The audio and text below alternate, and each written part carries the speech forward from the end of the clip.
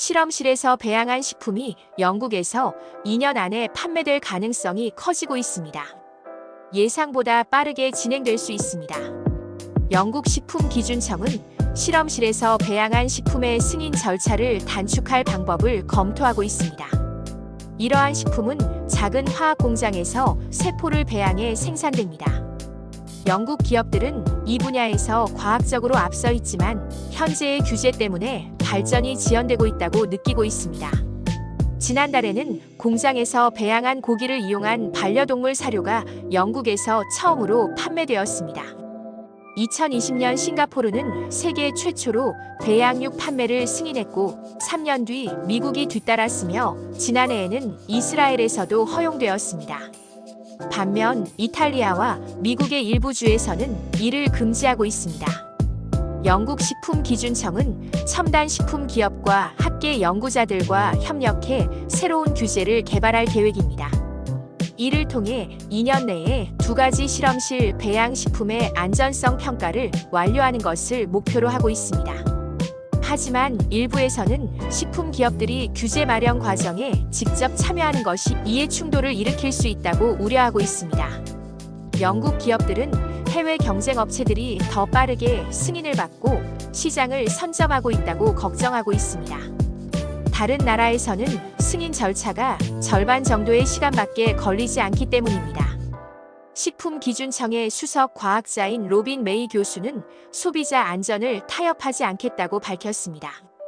그는 기업과 학계 연구자들이 협력해 규제 구조를 설계하는 것이 중요하지만 무엇보다도 소비자 안전을 최우선으로 고려할 것이라고 강조했습니다.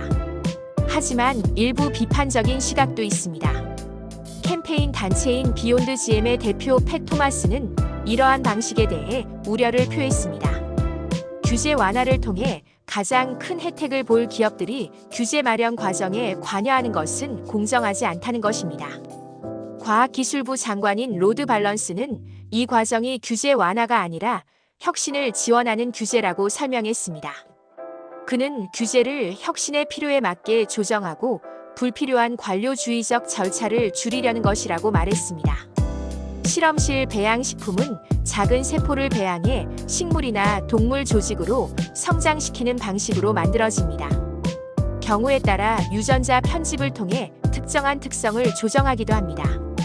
이런 방식의 장점으로 환경 보호와 건강 개선 가능성이 제시되고 있습니다. 정부는 실험실 배양식품 산업이 새로운 일자리를 창출하고 경제 성장을 이끌 것으로 기대하고 있습니다. 영국은 이 분야에서 뛰어난 연구 성과를 보이고 있지만 승인 절차가 다른 나라에 비해 훨씬 느린 상황입니다. 옥스퍼드에 위치한 IB팜 테크놀로지는 배양육 스테이크를 상업적으로 출시할 준비를 마쳤습니다. 이 회사는 지난해 초에 식당에서 스테이크를 판매할 수 있도록 승인 신청을 했지만 승인까지 최소 2년이 걸릴 것으로 예상되고 있습니다. IB팜의 CEO인 하쉬 아민 박사는 2년이라는 시간이 너무 길다고 말합니다.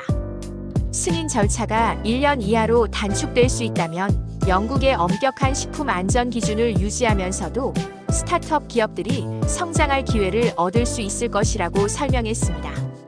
런던 임페리얼 칼리지의 베조스 센터에서 연구 중인 엘리시아 그레이엄 박사도 비슷한 문제를 겪고 있습니다. 그녀는 효모의 특정한 열대 과일 유전자를 삽입해 설탕 대체물을 배양하는 기술을 개발했습니다. 이 방식으로 생산된 결정체는 매우 강한 단맛을 내지만 지방으로 저장되지 않아 건강한 감미료로 활용될 가능성이 큽니다.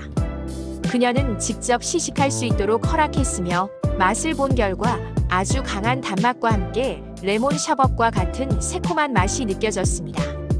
하지만 그녀의 회사인 메이드 스위틀리는 아직 제품을 판매할 수 없습니다. 그녀는 승인 절차가 복잡하다고 말합니다. 이러한 새로운 기술들은 규제 당국이 따라가기 쉽지 않으며 특정한 승인 절차가 정해져 있지 않다는 점이 문제라고 지적합니다. 영국 식품기준청은 앞으로 2년 내에 2가지 실험실 배양식품의 안전성 평가를 완료하고 새로운 식품의 승인 절차를 더 빠르고 효율적으로 개선할 계획입니다. 식품기준청의 로빈 메이 교수는 기업과 학계 전문가들이 함께 규제를 논의하는 이유는 과학적으로 정확한 판단을 내리기 위해서라고 설명했습니다. 실험실 배양식품은 복잡한 과학적 과정을 거치기 때문에 이를 정확히 이해하는 것이 필수적이며 안전성이 보장되지 않으면 판매가 허용되지 않을 것이라고 강조했습니다. 하지만 팻 토마스 대표는 이러한 첨단 식품들이 주장하는 만큼 친환경적이지 않을 수 있다고 반박합니다. 생산 과정에서 많은 에너지가 필요하며 건강상의 이점도 과장될 가능성이 있다는 것입니다. 또한 실험실에서 배양한 식품은 초가공식품에 해당하며 현대 사회에서는 초가공식품의 소비를 줄이는 것이 중요한 목표라고 지적했습니다. 그는 이러한 초가공식품들이 인류의 식단에 포함된 적이 없다는 점을 고려해야 한다고 말했습니다.